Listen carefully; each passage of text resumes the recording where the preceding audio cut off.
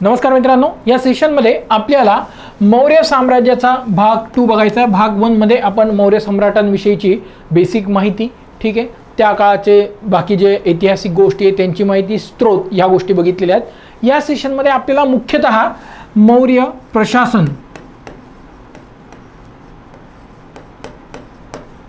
या विषयीची माहिती बघायची आहे, ठीक आहे।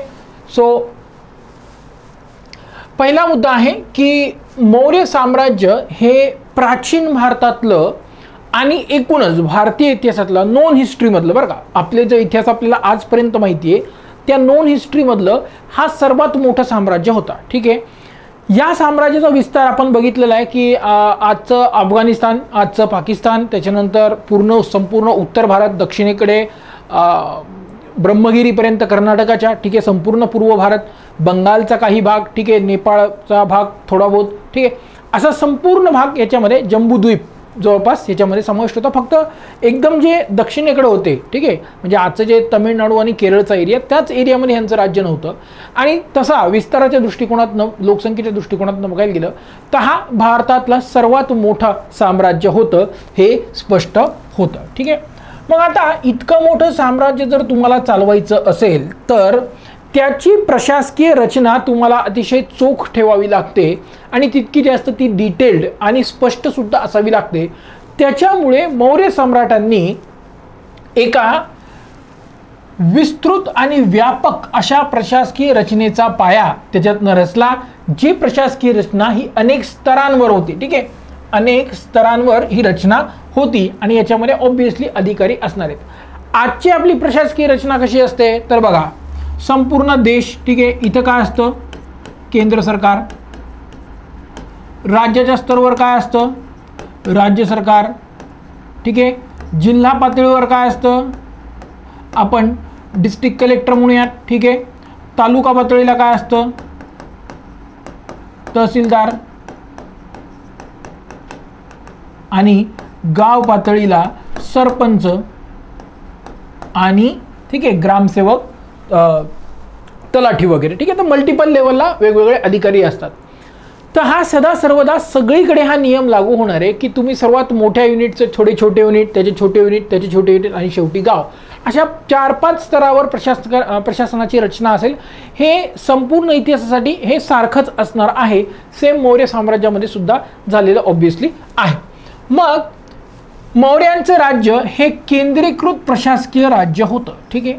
म्हणजे केंद्रीकृत याचा अर्थ या केंद्राकडे म्हणजे सम्राटकडे संपूर्ण सत्ता ही केंद्रित झालेली होती आणि मौर्यांच्या प्रशासनाची रचना ही मुख्यतः आचार्य चाणक्य यांनी लिहिलेल्या अर्थशास्त्र या ग्रंथावर आधारलेली होती।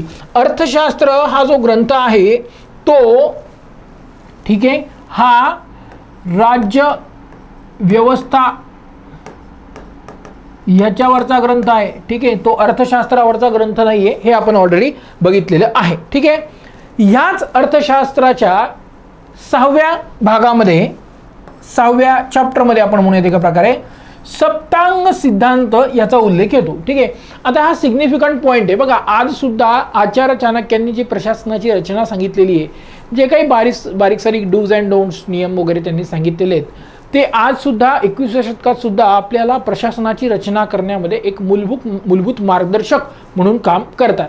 तसंच त्यांनी एक सप्तांग सिद्धांत 6व्या भागामध्ये सांगितलेला आहे। मग ह्या सप्तांग सिद्धांतामध्ये काय सांगितलंय की एखादं साम्राज्य चालवण्यासाठी, ते टिकवण्यासाठी, त्याचं संरक्षण करण्यासाठी साम्राज्याच्या 7 महत्त्वाच्या बाजू, 7 महत्त्वाचे अंग असतात असं याच्यामध्ये सांगितलेलं आहे आणि त्यांची तुलना शरीराच्या 7 भागांशी केलेली आहे, ठीक आहे। 7 अंग आहेत आणि त्याची 7 भागांची तुलना काय काय आहेत बघा। पहिलं, स्वामी, कोणत्याही राज्याला, साम्राज्याला स्वामी असला पाहिजे, मालक असला पाहिजे, तो म्हणजे राजा किंवा सम्राट। आणि हा स्वामी म्हणजे या साम्राज्याचं काय असतं, शीर्ष किंवा डोकं असतं, ठीक आहे।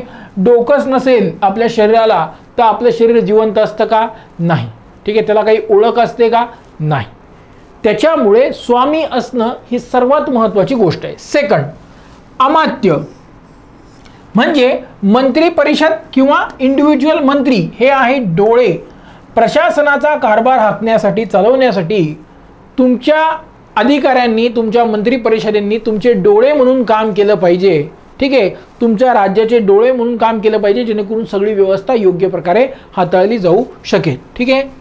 त्याच्यानंतर आहे जनपद. ठीक आहे, जनपद म्हणजे लोकांचा समावेशित भूभाग, नुसताच भूभाग नाही किंवा नुसतेच लोक नाही, त्या दोघांचं हे कॉम्बिनेशन आहे आणि त्याची तुलना केलेली आहे पायांशी. ठीक आहे, नुसताच राजा आहे पण त्याला राज्यच नाही आहे. ठीक आहे, नुसताच राजा आहे पण त्याला राज्य नाही, त्याला काही किंमत आहे का? तर नाही. ठीक आहे, मध्ययुगीन काळामध्ये अकबरचा बाप जो होता, ठीक आहे, हुमायूं, तो त्याला शेरशाह सुरीनं भारतातनं हाकलून लावलं होतं आणि तो राजा होता, मुघल सम्राट होता, पण त्याच्याकडे एरिया काहीच नव्हता. तर त्याला काही अर्थ आहे का? किंवा इतिहासाचा अभ्यास करताना आपण त्याला महत्त्व देतो का? तर नाही. राजाला राज्य, त्याचा प्रदेश, आणि फक्त प्रदेश नाही तर लोकसंख्या सहित असलेला प्रदेश असणं गरजेचं असतं. त्याची तुलना केलेली पाय. त्याच्यानंतर दुर्ग.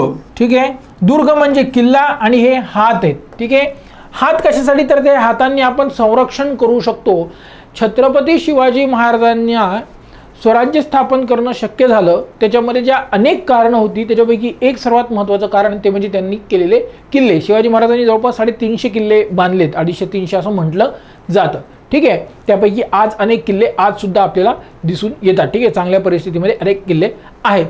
तर या किल्ल्यांमुळे ते वर्षानुवर्ष झुंज देऊ शकत होते, ते लढू शकत होते आणि त्याच्यामुळे ते संरक्षण स्वतःच्या साम्राज्याचं करू शकत होते. ठीक आहे. त्याच्यानंतर आहे कोश म्हणजे निधी. हे राज्याचं मुख किंवा तोंड आहे. दंड किंवा सेना ही सत्ता आणि शक्तीचं प्रतीक आहे. ठीक आहे, आणि हे मस्तिष्क. ठीक आहे, नुसतं डोकं असून उपयोग नाही, आत मेंदू पण पाहिजे. आणि मित्र म्हणजे सहकारी असले पाहिजेत, जे त्याचे कान म्हणून काम करते. ठीक आहे, तर हे जे 7 अंग आहेत, ह्या 7 अंगांमुळे राज्याचं अस्तित्व निर्माण होतं, टिकतं, त्याचं संरक्षण केलं जातं आणि ते चांगल्या प्रकारे ते चालवता येतं. नुसतं राज्य जिंकणं सफिशियंट नाही आहे, तर ते चालवता सुद्धा आलं पाहिजे.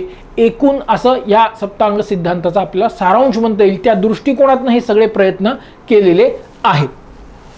आता या मौर्य प्रशासनामध्ये पहिला मुद्दा जो येईल तो ह्यांचा केंद्रीय प्रशासन. ठीक आहे, याच्यामध्ये पहिलं पद काय येतं केंद्रीय प्रशासनामध्ये? सम्राट. हा देशाचा प्रमुख होता आणि सर्व सत्ता ही ह्या सम्राटाच्या हाती केंद्रित होती आणि त्याच्यामुळे आपण काय म्हटलं होतं? हे केंद्रीकृत प्रकारचं हे राज्य होतं असं आपण याला म्हटलेलं आहे. बरोबर. मग केंद्रीकृत प्रकारच्या राज्यामध्ये सगळी सत्ता सम्राटाकडे आहे. त्याला मदत करायला इतर लोक असणार आहेत, परंतु त्यांना किंमत ही सेकंडरी किंवा नाहीच आहे. ठीक आहे, ते आपल्याला लगेच इथे कळेल. दुसरा महत्त्वाचा शब्द आहे तीर्थ. ठीक आहे, केंद्रीय स्तरावर जे काम करणारे वरिष्ठ अधिकारी होते त्यांना तीर्थ असं म्हटलं जायचं. वरिष्ठ अधिकारी. आता हे वरिष्ठ अधिकारी म्हणजे कोण? तर मुख्यतः मंत्री. जसं आज राष्ट्रपती देशाचे प्रमुख आहेत. ठीक आहे, आणि पंतप्रधान आणि मंत्री त्यांच्या सल्ल्यासाठी असतात, त्यांना मदत करतात. तसंच हे तीर्थ म्हणजे वरिष्ठ मंत्री. ठीक आहे, वरिष्ठ अधिकारी. हे कोण कोण आहेत? तर बघा, पुरोहित, सेनानी, मंत्री आणि राजपुत्रांचा सुद्धा याच्यामध्ये समावेश व्हायचा. कारण या राजपुत्रांना प्रांतांचं प्रमुख म्हणून तिथं किंवा प्रमुख किंवा राज्यपाल म्हणून अपॉइंट केलं जायचं. आपल्याला माहिती आहे सम्राट अशोक जो होता तो कोणत्या राज्यांचा, प्रांतांचा राज्यपाल होता सम्राट बनण्यापूर्वी? एक आहे तक्षशिला आणि दुसरं होतं उज्जैनी. ठीक आहे, असे 2 प्रांतांचा तो राज्यपाल होता सम्राट बनण्यापूर्वी. तर ह्याचा अर्थ असा आहे की राज्यपाल जो आहे राज्याचा तो सुद्धा केंद्राच्या वरिष्ठ अधिकाऱ्यांमध्ये येतो, कारण राजा स्वतः त्याची नियुक्ती करतो आणि एकूणच साम्राज्यासाठी तो महत्त्वाचा आहे. ठीक आहे, पुढचं आहे की हे जे अधिकारी होते सगळे यांना पगार स्वरूपात मोठी रक्कम दिली जात होती. आता हा जो भाग आहे ना, हा खूप महत्त्वाचा मुद्दा आहे. कारण मध्ययुगीन काळात तुम्ही बघा की पगार स्वरूपात यांना जहागीरदारी वगैरे दिली जायची आणि त्याच्यावर ते आपली एकाधिकारशाही निर्माण करून तिथं आपली सत्ता काबीज करायचे. छत्रपती शिवाजी महाराजांना जेव्हापासून साधारणतः त्यांनी 1646 मध्ये बहुतेक पहिला किल्ला आय थिंक तोरणा किल्ला जिंकला होता, तर त्या काळापासून त्यांना पुढचे जवळपास 20-22 वर्ष त्यांना ह्या प्रदेशामध्ये म्हणजे पश्चिम महाराष्ट्राचा एरिया आहे तितक्यामध्येच त्यांना साम्राज्य विस्तार करावा लागला होता, कारण ते एकतर एक सरदारांपैकी एक छोटे सरदार होते सुरुवातीला आणि त्यांना इथरल्या लोकांनाच त्यांना आधी फेस करावं लागलं ह्या सगळ्या सरदारांना. एकदा का त्यांना ते सगळ्यांना हरवू शकले, हळूहळू त्यांनी हे केलं, त्यावेळेस मग त्यांचा ॲक्च्युअल शत्रूशी पाला पडला. ते जहागीरदारी व्यवस्था जी आहे ती समाजामध्ये किंवा राजकीय व्यवस्थेमध्ये असे छोटे छोटे पॉवर पॅकेट्स क्रिएट करते, त्याच्यामुळे एक अखंड सत्ता निर्माण होत नाही. मौर्यांनी ती काळजी घेतली की ज्यांना जे कोणी अधिकारी आहेत त्या सगळ्यांना पगार रोख स्वरूपात देत, तुमचा कुठल्याही एरियावर कुठल्याही प्रदेशावर तुमचं वर्चस्व नाही, आयदर इंडिव्हिज्युअल नाही किंवा वंश परंपरागत तुमचं वर्चस्व नाही, सर्व सत्ता कोणाकडे तर ती राजाकडे आहे. ठीक आहे. त्याच्यानंतर हे जे अधिकारी होते मंत्री होते त्यांना तीर्थ असं म्हटलं जात होतं. आचार्य चाणक्य यांनी या मंत्र्यांची संख्या 18 इतकी सांगितलेली आहे. ठीक आहे. बघा आचार्य चाणक्यांनी इतक्या मायन्यूट लेवलला जाऊन की किती विभाग असले पाहिजे मग त्या विभागामध्ये किती मंत्री असले पाहिजे हे सगळं सुद्धा त्यांनी इथं सांगितलेलं आहे. ठीक आहे. आता पुढचं आहे मंत्री परिषद. हे जे अधिकारी आहेत यांची परिषद, यांचा वर्ग किंवा यांचा ग्रुप याला मंत्री परिषद म्हणणार. ठीक आहे. हे राजाची मदत करतील, मात्र राजावर दिलेला सल्ला हा बंधनकारक नव्हता. राजाला वाटलं तर तो फॉलो करेल, नाही वाटलं तर फॉलो करणार नाही, अशी ही व्यवस्था होती. आणि मंत्र्यांची नेमणूक ही त्यांची पात्रता आणि क्षमतेच्या आधारावर होत असते. ठीक आहे. आता विचार करा, आपण आजपासून जवळजवळ 2200-2300 वर्षापूर्वीच्या परिस्थितीबद्दल बोलतोय. त्या काळात एखाद्या व्यक्तीला मंत्री म्हणून निवडायचं असेल तर त्याला पात्रता क्षमता त्याच्यामध्ये काय हे चेक केलं जातं. आजच्या आपल्या राजकारणामध्ये किंवा आपल्या आजच्या व्यवस्थेमध्ये त्याची पॉलिटिकल व्हॅल्यू किती आहे आणि पॉलिटिकल व्हॅल्यूपेक्षा त्याची न्यूसन्स व्हॅल्यू किती आहे, म्हणजे तो किती गोंधळ निर्माण करू शकतो, आपल्या सरकारला तो किती स्टेबल किंवा इनस्टेबल करू शकतो, याच्यावर एखाद्या व्यक्तीची इथं मंत्री म्हणून नियुक्ती केली जाते. भले त्याला वाचता काही येईना. ठीक आहे. पण अलीकडच्या काळामध्ये काही त्याच्यामध्ये बदल झाले, जसं काय एस जयशंकर हे जे फॉरेन मिनिस्टर आहेत ते त्यांच्या योग्यतेवर तिथं त्यांना मंत्री बनवण्यात आलेलं आहे. ठीक आहे. आता हे असं कधी शक्य होतं ज्यावेळेस सत्ता एका व्यक्तीकडे केंद्रित असते. आता अमेरिकेमध्ये काय होतं की तिथला राष्ट्रपती त्याला वाटेल त्या व्यक्तीला तो मंत्री बनवू शकतो आणि मग तो योग्यता बघून निवडतो. आपल्या इकडं मुख्यमंत्री किंवा प्रधानमंत्री यांना ती सूट नसते, त्यांना एखाद्या व्यक्तीची पॉलिटिकल व्हॅल्यू आणि न्यूसन्स व्हॅल्यू बघून त्याला मंत्री बनवावं लागतं. मात्र ह्या काळात तसं होत नव्हतं. त्याच्यासाठी कसोटी म्हणजे परीक्षा होत होती आणि ह्या परीक्षेला ठीक आहे ही परीक्षा होत होती आणि ह्या परीक्षेला उपाधिका परीक्षा असं म्हटलं जायचं. ठीक आहे. म्हणजे मंत्र्यांची सुद्धा नियुक्ती होताना त्यांना परीक्षा द्यावी लागणार आहे, म्हणजे काही लेखी परीक्षा द्यायची असं नाही, पण कसोटी त्याची होणार आहे. त्याला काही प्रश्न विचारले जातील, त्या प्रश्नाचे त्यांना योग्य उत्तर दिले पाहिजे, त्याचं बुद्धी त्यातनं क्षमता चेक केली जात होती. ठीक आहे. त्याच्यानंतर अध्यक्ष हा जो अधिकारी होता तो या मंत्र्यांना कारभारामध्ये मदत करत होता. आता इथे लक्षात घ्या, सम्राट म्हणजे आजचा राष्ट्रपती. ठीक आहे. तीर्थ किंवा मंत्री म्हणजे कोण, आजचे PM आणि मंत्री. ठीक आहे. या मंत्र्यांच्या मदतीला असतात अध्यक्ष म्हणजे हे सचिव. ठीक आहे. आजही आपल्या प्रत्येक मंत्रालयामध्ये सचिव असतात. ठीक आहे. तसेच यांच्या मदतीला जो अधिकारी असणार आहे त्याला म्हटलं जाईल सचिव, काइंड ऑफ IAS तो असणार आहे. ठीक आहे. त्याच्यानंतर या मंत्र्यांपैकी दैनंदिन कारभारासाठी काही मंत्र्यांची एक समिती असायची आणि त्या समितीला यंत्रणा असं म्हटलं जायचं. आपण हे बघितलंय की मेगेस्थीनिसनं उल्लेख केला होता की पाटलीपुत्र शहराचा कारभार 6 समित्यांमार्फत चालवला जातोय. म्हणजे समिती बनवणं, त्याच्याकडे एक स्पेसिफिक विषय देऊन कारभार करणं, ही व्यवस्था ह्या काळामध्ये अस्तित्वात होती, ह्याच्यावरनं आपल्याला स्पष्ट होतं. ठीक आहे. पुढचं आहे अमात्य. आता प्रशासनाचे विविध खाते तयार करून विविध खात्यांची जबाबदारी या अमात्यांकडे दिली जायची. ठीक आहे. आणि यांनी त्याचा कारभार चालवायचा. अनुभवी आणि तज्ञ अधिकारी जे आहेत, ठीक आहे, अनुभवी आणि तज्ज्ञ अधिकाऱ्यांना काय केले जाईल, इथे त्यांची अधिकारी पदावर नियुक्ती केली जात होती. अमात्य जे होते, ठीक आहे, तेच यांच्यावर एक एक विभाग त्यांना दिला जायचा. ठीक आहे. आता यांच्यापैकी प्रमुख अमात्य कोण आहेत, तर बघा प्रमुख अमात्यांमध्ये प्रधान, समहर्ता, सन्निधता, सेनापती आणि युवराज. ठीक आहे. अर्थशास्त्र ग्रंथामध्ये एकूण 18 अमात्यांचा उल्लेख आलेला आहे. असे वेगवेगळे 18 अमात्य आवश्यक आहेत असं म्हटलेलं त्याच्यामध्ये आहे. आता मौर्य काळातले काही प्रशासकीय प्रमुख अधिकारी, त्यांची नाव आणि त्यांचे पद किंवा त्यांचं जबाबदाऱ्या. पहिले आहे राष्ट्रपाल किंवा कुमार.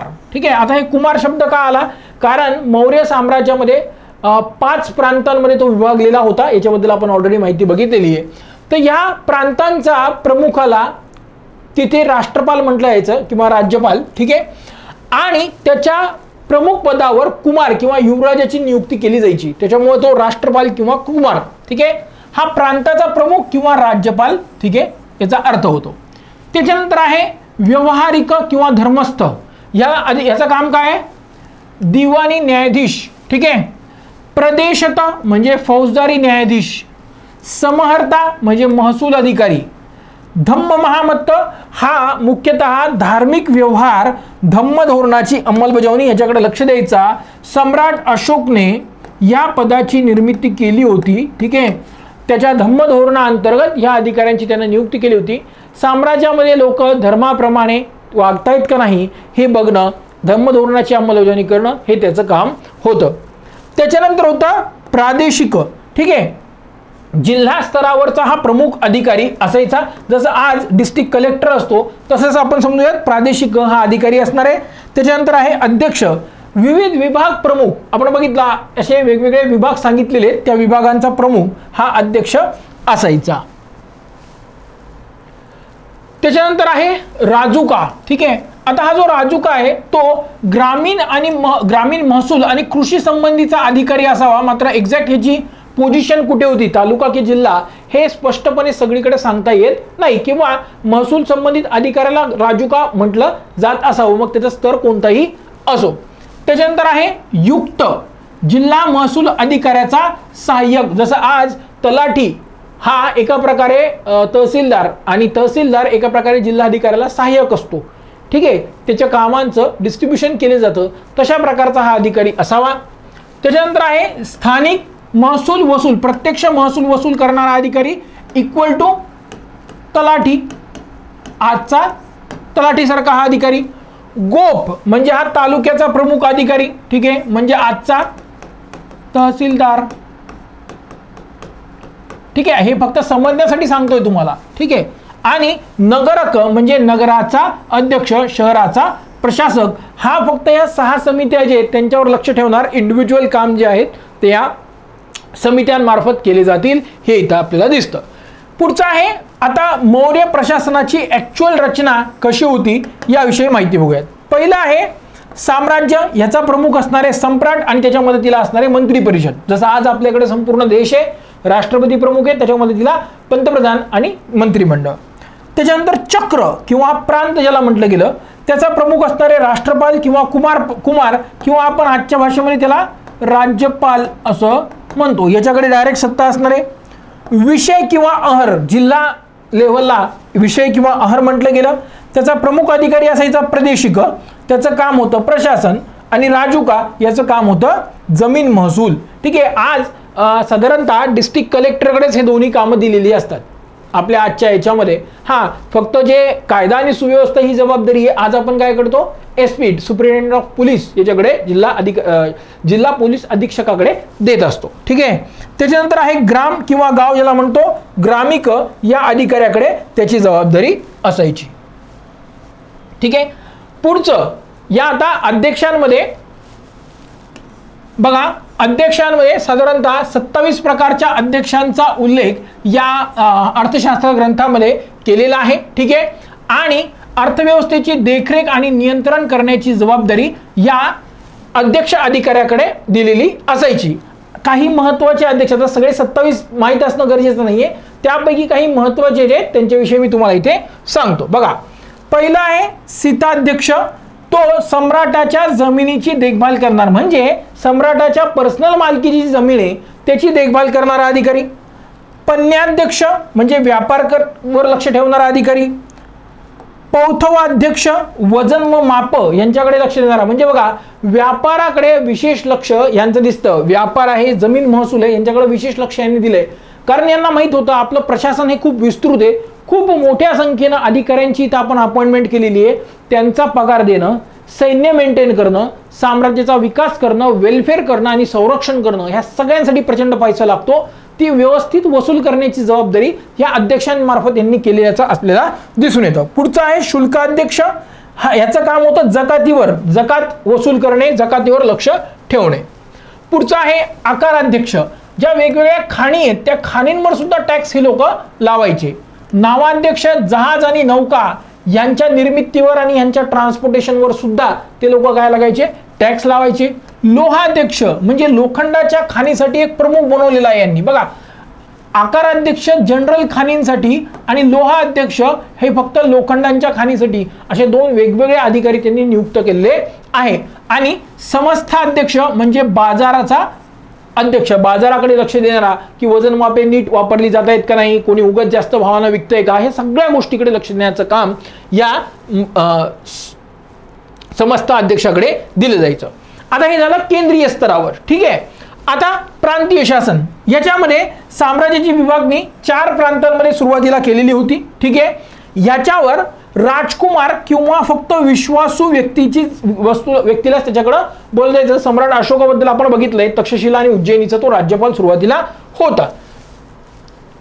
आता या काळामध्ये मौर्य साम्राज्याचे संपूर्ण साम्राज्याची विभागणी ही 5 भागांमध्ये करण्यात आलेली होती. मुळात ते 4 होते. सम्राट अशोकाने कलिंग, ठीक आहे, जिंकल्यानंतर हे जे कलिंग जो आहे तो 5वा प्रशासकीय विभाग नंतर स्थापन केलेला होता. बघा उत्तर प्रांत किंवा उत्तरपथ तक्षशिला, ठीक आहे, पश्चिम प्रांत किंवा अवंती राष्ट्र याचं उज्जैनी, ठीक आहे, त्याच्यानंतर पूर्व प्रांत किंवा प्राश्चपत पाटलीपुत्र म्हणजे देशाची राजधानी ही यांची पूर्व प्रांताची राजधानी आहे. दक्षिण प्रांत किंवा दक्षिणपथ सुवर्णगिरी हे कर्नाटकमध्ये आहे. ठीक आहे. ठीक आहे. त्याच्यानंतर कलिंग, धौली किंवा तौसली इथे अशोकाचे काही शिलालेख स्तंभलेख सुद्धा आपल्याला आढळतात, ज्याविषयी माहिती आपण नंतर बघूयाच. तर असे 5 विभाग होते, मुळात 4 होते, नंतर 5वं तयार झालं. याच्याबद्दल प्रश्न ऑलरेडी MPSC ने प्रिलिम्स मध्ये विचारलेला आहे. ठीक आहे. याच्यावर ऑलरेडी प्रश्न विचारलेला आहे. आता पुढचा जो भाग आहे तो आहे जिल्हा प्रशासन. ठीक आहे. जिल्हाचा जो भाग आहे तो प्रांतांची विभागणी जिल्ह्यांमध्ये केली जायची आणि प्रादेशिक हा याचा प्रमुख अधिकारी असायचा, ज्याच्याकडे सामान्य प्रशासन आणि कायदा सुव्यवस्थेची जबाबदारी असायची. राजुका या अधिकाऱ्याकडे तो लेखापाल असावा किंवा ऑब्विसली त्याच्याकडे लेखापाल म्हणजे महसूल ही जबाबदारी सुद्धा त्याच्याकडे दिली जायची. ठीक आहे.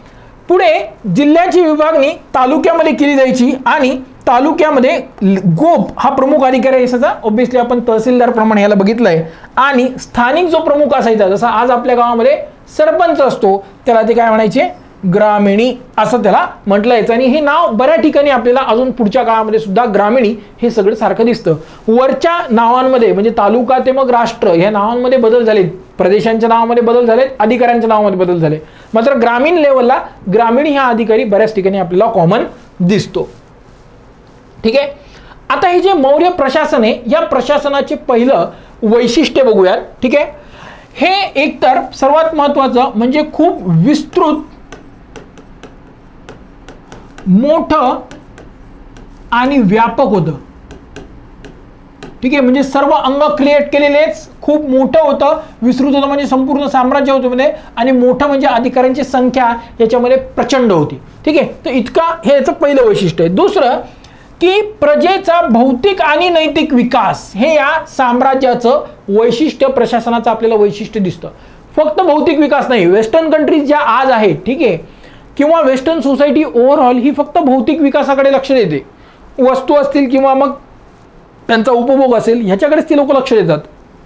भारतामध्ये प्राचीन काळापासून धर्म, नैतिकता आणि भौतिक विकास यांचा एक बॅलन्स नॅचरली आपल्या सोसायटीमध्ये आहे आणि तो आज सुद्धा आपल्याकडे त्याच प्रमाणात आपल्याला दिसून येतो. सो नैतिक आणि भौतिक विकास याच्यासाठी विशेष प्रयत्न याच्यातनं केले जायचे. जसं सम्राट अशोकनं काय केलं होतं, धम्म महामत्त, ठीक आहे, धम्म महामत्त अधिकारी नेमला होता, किंवा त्याचा मुलगा महेंद्र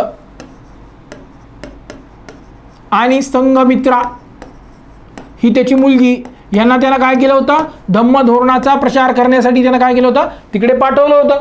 ठीक आहे, श्रीलंकामध्ये पाठवलं होतं, इतर एरियाजमध्ये पाठवलं होतं. म्हणजे इथे काय आहे, प्रशासनामध्ये काय केलं जातंय, नैतिकता याच्याकडे सुद्धा विशेष लक्ष दिलं जाते. ठीक आहे, त्याच्यानंतर नागरी प्रशासन आणि लष्करी प्रशासन हे एकमेकांपासून स्वतंत्र आहेत. आणि हे जे नागरी प्रशासन आहे याचे सुद्धा, ठीक आहे, नागरी प्रशासनामध्ये सुद्धा सामान्य प्रशासन आणि महसूल हे वेगळा भाग दिसतोय. दिवाणी आणि फौजदारी यांच्यामध्ये सुद्धा आपल्याला काय वेगळा प्रकार इथे दिसतो. म्हणजे सेपरेशन इथं केलेलं आहे. स्वतंत्र न्याय व्यवस्था यांच्याकडे होती, जी सामान्य प्रशासनापासून वेगळी होती. सर्व अधिकाऱ्यांना रोख स्वरूपात पगार दिला जायचा. याच्यामुळे कोणताही एक अधिकारी इथे डोईजड होऊन राजाच्या सत्तेला चॅलेंज देणार नाही याची व्यवस्था इथे केली गेली. ठीक आहे, या राज्यामध्ये व्यापार आणि शेती यांच्याकडे विशेष लक्ष दिलं जायचं. हे आपल्याला कशावरून दिसतं, विविध अध्यक्ष जे आहेत, ठीक आहे, त्यांच्यापैकी अनेक अध्यक्ष हे अर्थव्यवस्थे संबंधितच आहेत. ठीक आहे, त्याच्यावरनं काय दिसतं की व्यापार आणि शेतीकडे लक्ष आहे, कारण त्यांना माहित होतं हे महसुलाचे प्रमुख स्रोत आहेत, त्यांच्याशिवाय आपलं प्रशासन चालू शकत नाही, इतकं मोठं साम्राज्य टिकू शकत नाही याची त्यांना जाणीव होती. ठीक आहे, आता आपण सुरुवातीला पार्ट 1 मध्ये बघितलं होतं की मेगॅस्थनीस नावाचा जो राजदूत होता सेल्युकस निकेटरचा, तो भारतामध्ये आला होता आणि त्यानं मौर्य प्रशासनाबद्दल काही माहिती दिली होती, मौर्य साम्राज्याबद्दल माहिती दिली होती. ठीक आहे, तर त्याला काय माहिती दिली आहे बघूयात. पहिलं त्यानं सांगितलं होतं की मौर्य साम्राज्यामध्ये गुलामगिरी नाहीये, मात्र भारतामध्ये गुलामगिरी होती. अर्थशास्त्र ग्रंथामध्ये सुद्धा गुलामांना त्यांचं मेंटेनन्स वगैरे कसं करायचं, ठीक आहे, आणि त्यांना कशा प्रकारची वागणूक द्यायची याचा उल्लेख येतो. ठीक आहे, त्याच्यामुळे गुलामगिरी होती. मग मला ह्याला का कन्फ्युजन झालं, कारण इथं गुलामांना चांगली वागणूक दिली जायची. आज सुद्धा आपल्या घरामध्ये एखादा नोकर असेल तर आपण त्याला एका घराच्या मेंबर सारखं चांगली वागणूक देतो.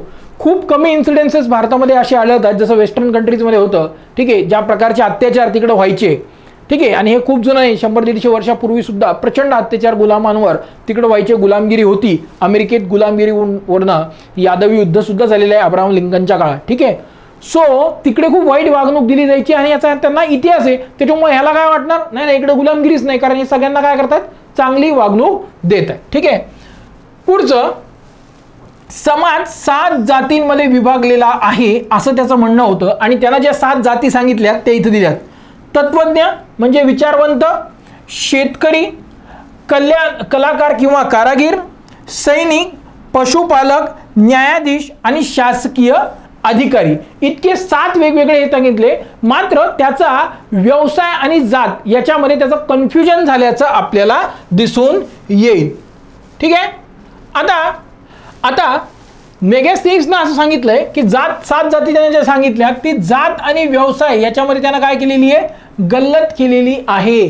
ठीक आहे, भारतामध्ये अनेक जाती होत्या, त्या काळात होत्या, त्यांचा उत्तरोत्तर विकास होत होता. मात्र ह्यानं जात आणि व्यवसायामध्ये गल्लत केली. त्यानं जे वेगवेगळे जाती सांगितल्यात ते आपल्याला काय दिसतं, व्यवसाय दिसतं.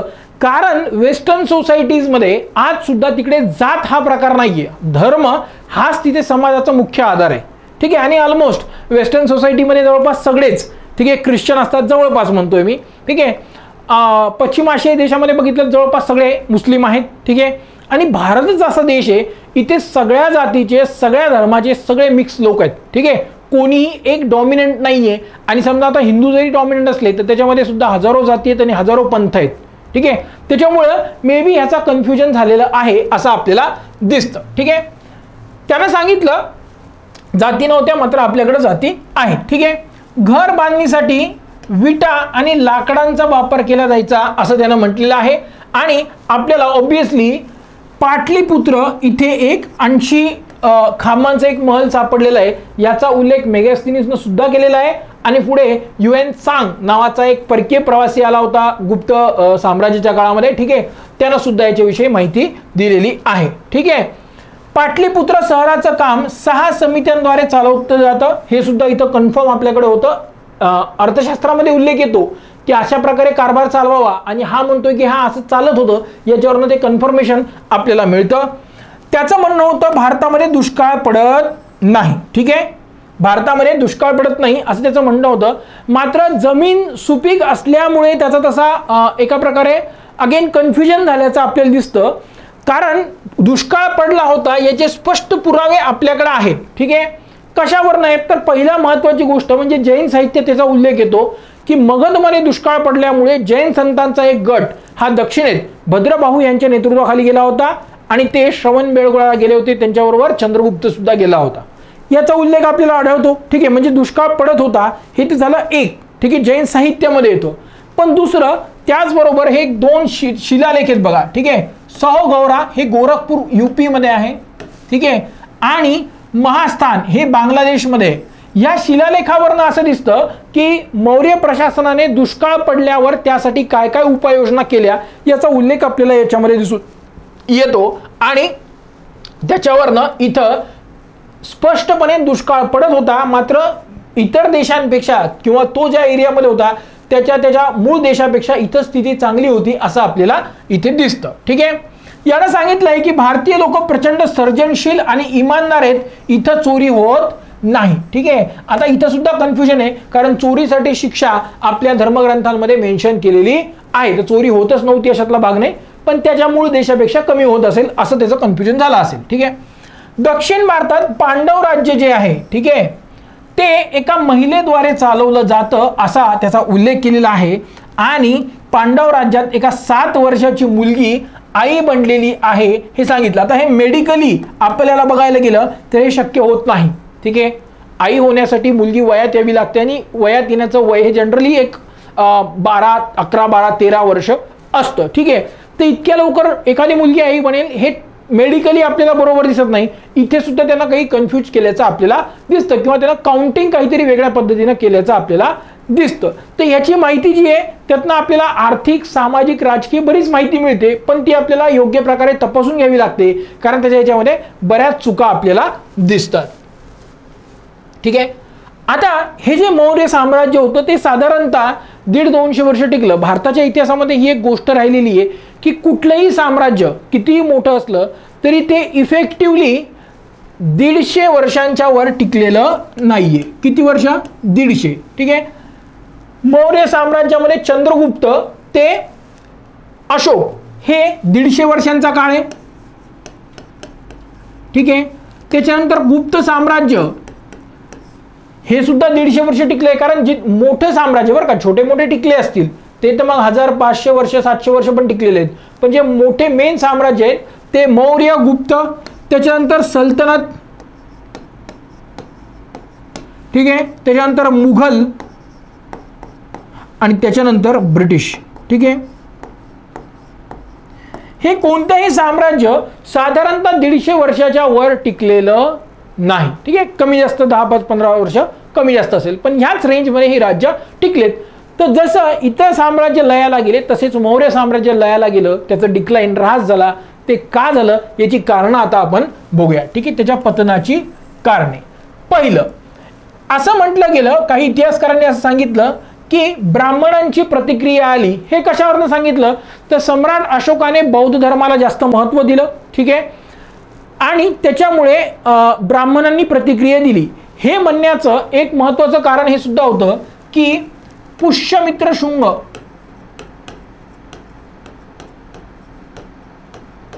ठीक आहे यानं बृहद्रथ हा मौर्य सम्राट जो होता याची हत्या केली होती. ठीक आहे, पुष्यमित्र हा ब्राह्मण होता आणि म्हणून म्हणलं गेलं किंवा ब्राह्मणांची प्रतिक्रिया आली. परंतु साम्राज्यामध्ये ब्राह्मणांनी एक जात किंवा एक वर्ग म्हणून उठाव केल्याचं कुठेही आपल्याला आढळत नाही, तसे आपल्याला पुरावे आढळत नाही. शिवाय धम्मधोरण जे होतं त्या धम्मधोरणाअंतर्गत ब्राह्मण, भिक्षू, श्रमण म्हणजे हिंदू किंवा वैदिक, बौद्ध आणि जैन अशा तिन्ही प्रकारच्या संतांचं मान सन्मान राखावा, त्यांचं खाण्यापिण्याची व्यवस्था करावी असे सगळे नियम सांगितले होते. मग ब्राह्मणांच्या विरोधात यांना भेदभाव केलाय असं कुठेही आपल्याला दिसत नाही आणि ऑब्व्हियसली त्याच्यामुळे त्यांचे काही उठाव वगैरे झाले नाही, त्याच्यामुळे हे सिद्धांत जे आहे तो गैरलागू ठरतो.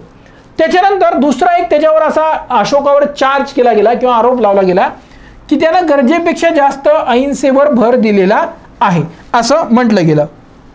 परंतु हे सुद्धा स्टँड होत नाही, कारण त्यानं अहिंसेवर भर दिला असला तरी तो वैयक्तिक आयुष्यात होता. म्हणजे शिकार करायची नाही, मांसाहार करायचा नाही, त्यासाठी प्राण्यांची हत्या करायची नाही. पण तो वैयक्तिक राजा व्यक्ती असून सुद्धा त्याला हे सुद्धा माहित होतं की तो राजा आहे आणि राजाला डोळे उघडे ठेवून वास्तवाकडे बघून राज्य चालवायचं असतं. त्याच्यामुळे त्यानं बघा फाशीची शिक्षा आणि उभे लष्कर, ठीक आहे, हे कायम ठेवलं होतं. जर इतकाच तो अहिंसाप्रेमी असला असता तर लष्कर बंद करायचं असतं किंवा इतकाच अहिंसाप्रेमी असला असता तर फाशी शिक्षा रद्द करायची असती. पण तसं राजा जो असतो त्याला चालत नाही.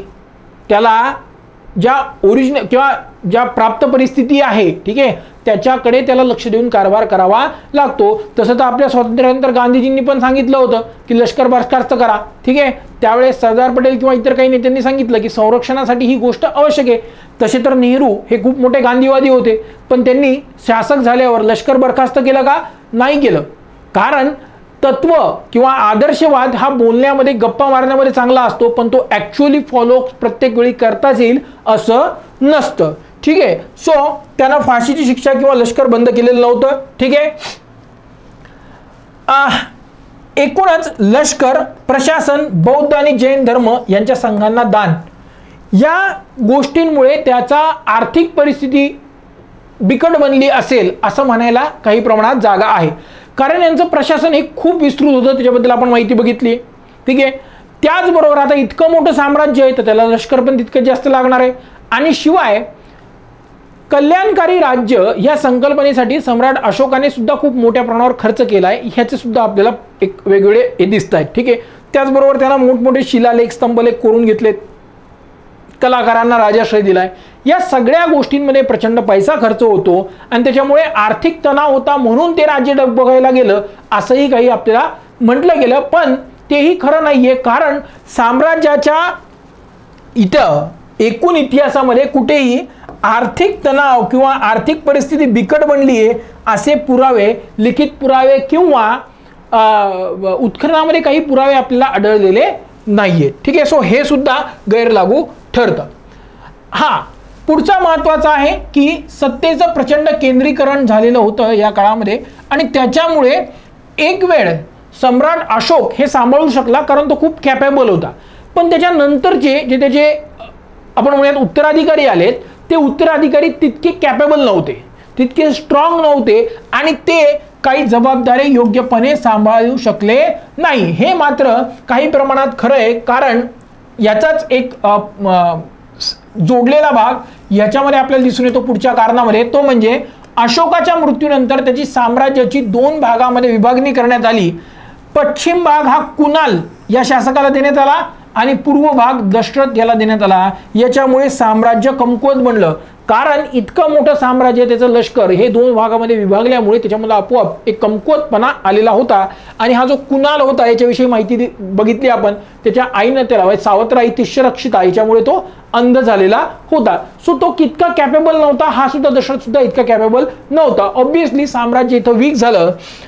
प्रशासकीय अधिकाऱ्यांच्या अत्याचाराला लोक कंटाळले होते असं म्हटलं गेलं, मात्र कुठेही मोठ्या प्रमाणात प्रशासनाविरुद्ध कुठे उठाव झालेला आहे याचे कुठेही लिखित किंवा एखाद्या वास्तूमध्ये आपल्याला पुरावे आढळलेले नाहीये. त्याच्यामुळे हे सुद्धा प्रशासकीय अत्याचार वगैरे होत होता असं काही आपल्याला आढळलेलं नाही, ठीक आहे.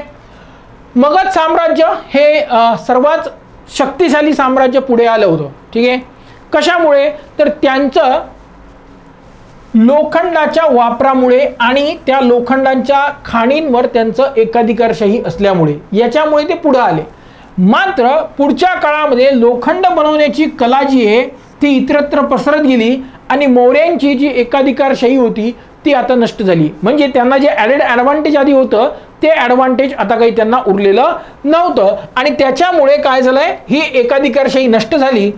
नंतरच्या मौर्य सम्राटांनी वायव्य सरहद्द प्रांतीकडे त्यांनी दुर्लक्ष केलं आणि त्याच्यामुळे त्या भागातनं इंडो ग्रीक असतील, शक असतील, त्याच्यानंतर पर्थियन आले, ठीक आहे, हे सगळे जे परकीय शासक आले त्यांनी उत्तरोत्तर हल्ले करत गेले आणि वायव्य भाग त्यांचा वीक होत गेला. ऑब्विसली तुमची सीमा एक वीक झाली, म्हणजे एखादा जीवाणू तुमच्या शरीरामध्ये एकदा त्यांना प्रवेश केला की तो बरोबर तुमच्या बॉडीला इन्फेक्ट करतो. तीच परिस्थिती इथे झाली. वायव्य प्रांताकडे दुर्लक्ष केल्यामुळे हे परकीय जे होते त्यांनी साम्राज्याचे लचके तोडायला इथं सुरुवात केली होती. कनिष्क जो होता, ठीक आहे, नंतरची गोष्ट आहे खूप, ठीक आहे, म्हणजे मौर्य साम्राज्यानंतर 200-100 वर्षांची 200-300 वर्षांनंतरची गोष्ट आहे. पण कनिष्क पाटलीपुत्रपर्यंत पोहोचला होता. याचा अर्थ आपल्याला काय दिसतो की सुरुवात जी मौर्य साम्राज्याच्या एंड पासून झाली ते पुढे पाटलीपुत्रापर्यंत जाऊन पोहोचली. धन्यवाद.